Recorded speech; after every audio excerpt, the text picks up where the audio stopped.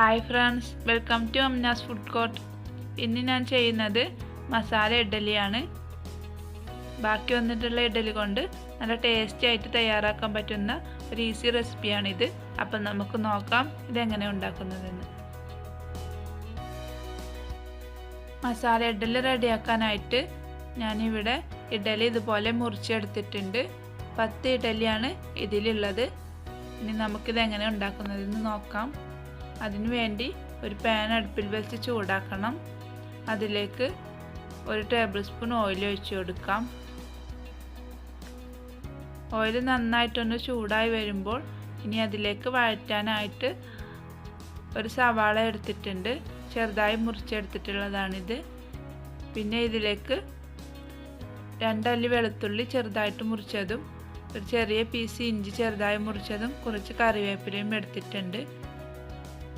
ഇനി നമുക്ക് ആദ്യം പാനിലേക്ക് ഇഞ്ചിയും വെളുത്തുള്ളിയും ചേർത്ത് കൊടുക്കാം.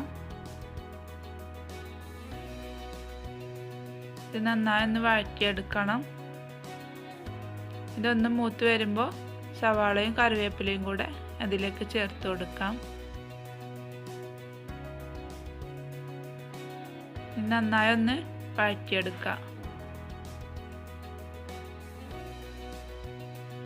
ഇനി ഇതിലേക്ക് ആവശ്യത്തിനുള്ള ഉപ്പും കൂടെ ചേർത്ത് കൊടുക്കണം.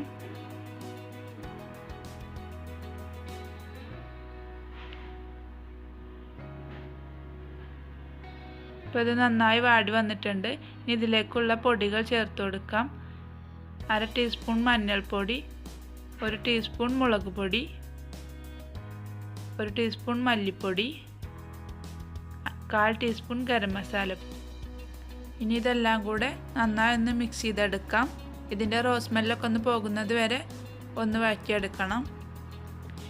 ഇനി ഇതിലേക്ക് ഒരു തക്കാളി അരിഞ്ഞതും ഒരു പച്ചമുളകും എടുത്തിട്ടുണ്ട്. പച്ചമുളകിൻ്റെ അളവൊക്കെ നിങ്ങളുടെ ഇഷ്ടത്തിനനുസരിച്ച് മാറ്റം വരുത്താം. ഇനി ഇത് ഇതിലേക്ക് ചേർത്ത് കൊടുത്ത് നന്നായി ഒന്ന് മിക്സ് ചെയ്തെടുക്കാം. ഇതിലേക്ക് ഒരു 1/4 കപ്പ് വെള്ളം ഒഴിച്ചു കൊടുത്തിട്ടുണ്ട്. ഇത് നന്നായിട്ടൊന്ന് വെന്ത് വരാൻ വേണ്ടിയിട്ടാണ്. ഇത് അടച്ചു വെച്ച് 1-2 മിനിറ്റ് നമുക്ക് വേവിച്ചെടുക്കാം. ഇപ്പോൾ തക്കാളിയൊക്കെ നന്നായിട്ട് വെന്ത് വന്നിട്ടുണ്ട്.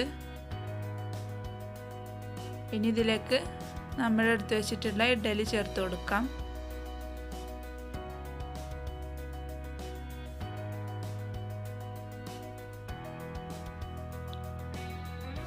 ഇഡ്ഡലി മസാലയും എല്ലാം കൂടെ നന്നായിട്ടൊന്ന് മിക്സ് ചെയ്തെടുക്കണം. ലെമൺ ജ്യൂസ് കയ്യിലുണ്ടെന്നുണ്ടെങ്കിൽ ഈ സമയത്ത് 1-2 ടീസ്പൂൺ ചേർത്ത് കൊടുക്കുകയാണെങ്കിൽ ഒന്നുകൂടെ ടേസ്റ്റി ആയിരിക്കും.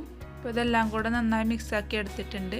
ഇതിലേക്ക് 1-2 ടേബിൾ സ്പൂൺ മല്ലിയില അരിഞ്ഞതുകൂടെ ചേർത്ത് കൊടുക്കാം. ഇതൊന്ന് മിക്സ് ചെയ്ത് തീ ഓഫ് ചെയ്ത് ചൂടോടുകൂടി തന്നെ നമുക്കിതിനെ സെർവ് ചെയ്യാം. അപ്പോൾ ഇതാണ് നമ്മുടെ മസാല ഇഡ്ഡലി. എല്ലാവരും ട്രൈ ചെയ്ത് നോക്കണം. നല്ല ടേസ്റ്റി ആയിട്ടുള്ള ഒരു വിഭവമാണ്. നിങ്ങൾക്ക് വീഡിയോ ഇഷ്ടമായിട്ടുണ്ടെങ്കിൽ ലൈക്ക് ചെയ്യണം, ഷെയർ ചെയ്യണം, ചാനൽ സബ്സ്ക്രൈബ് ചെയ്യണം. പുതിയ വീഡിയോസിനായി ബെല്ലൈക്കൺ പ്രസ് ചെയ്യണം. Thank you.